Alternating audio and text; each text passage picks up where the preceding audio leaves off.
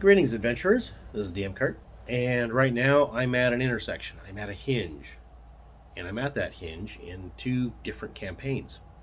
So, for my second edition group, I'm just finishing up UK2, the Sentinel, and leaning into UK3, the Gauntlet. Those two were meant to run one after the other.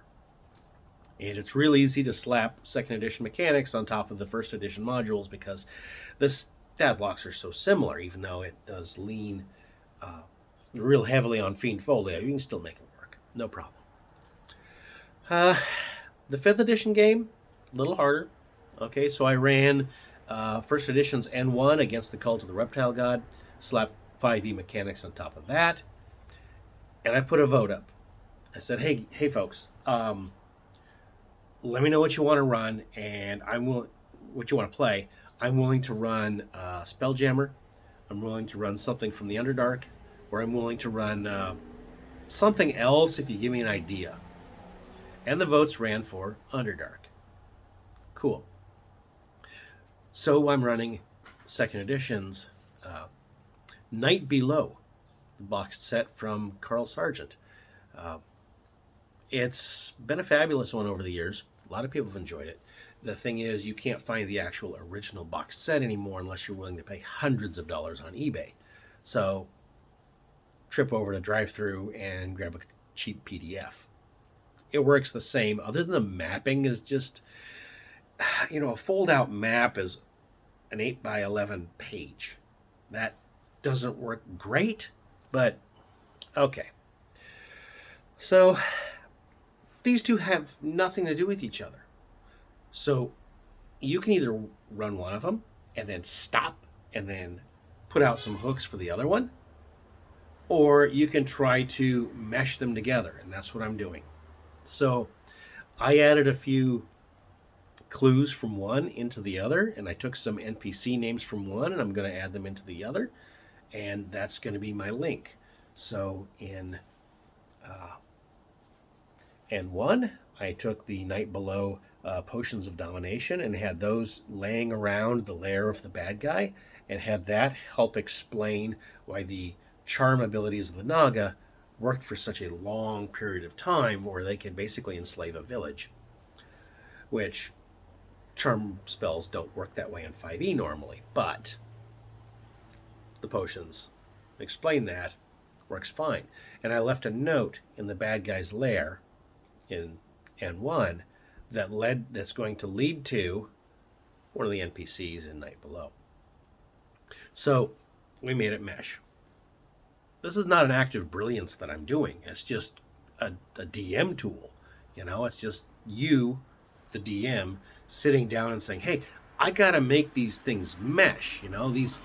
These gears got to go together. They can. You can do it. If there's at least some commonality that can be made. Now, going from exploring a dungeon to let's get on a spaceship, that's a little harder to work. But anyway, so I also have a player who asked, hey, I would like my backstory to play into the game at some point. Okay, let's look at this backstory. It was a good one. It was one that works. This is one I appreciate. It wasn't one of those, well, I'm a first level character, but before I was doing this, I slayed a dragon for the village, and I, put my sword through its black heart, and, dude, you're first level. I sent the troll army running away. Dude, you're first level. No, this was something more humble and more appropriate.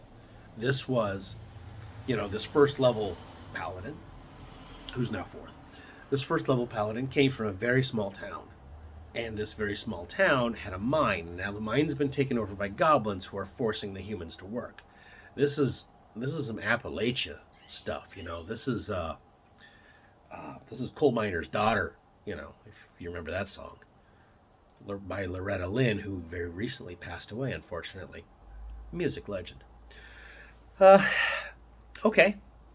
Okay. So in Night Below, there's a mine, the Garlstone Mine. It's a little on the smallish side, But then again, I have Tomb of Annihilation. I can run a copy of the map for Wormheart Mine and just use that to say, hey, there's extra layers on this thing. It's deeper. So you just run through Wormheart and you end up at Garlstone, and that's a pretty decent sized mine. And you can pack it full of goblins. You can pack it full of who knows what, orcs maybe. I think there might be some orcs. We'll see. They might have a little extra muscle. Why was a tribe of goblins able to force humans to work for them? Well, goblins are sneaky. Goblins kidnapped the miners' loved ones, and they have them packed away somewhere. And why you guys need to bring us 20 miners a day, and those miners have to bring food for their loved ones and work a shift, and then they can go home and the next day repeat until we get bored, and then you can maybe take your loved ones home sometime. Maybe not. Goblins need to eat too. What could happen? Well, now we've meshed 2 modules together and somebody's backstory. That was the only player whose backstory I heard so far, but that'll work. And if these 4th level characters can just run roughshod over a bunch of goblins, fine. You know, encounters don't have to necessarily be balanced every single time. You know, it doesn't have to be a fight you can always win, but these goblins will fight back. And you don't dare just pick at the goblins slowly, because if you start open warfare with these guys and slowly start picking at them, something might happen to the captives. Something might happen to your loved ones. So if you go in, you need to strike hard and you need to strike fast. And that's probably the explanation for why the farmers and the miners didn't all just grab pitchforks and just rush in and get rid of all these goblins, because they were afraid something would happen to their loved ones in that combat, in that attempt.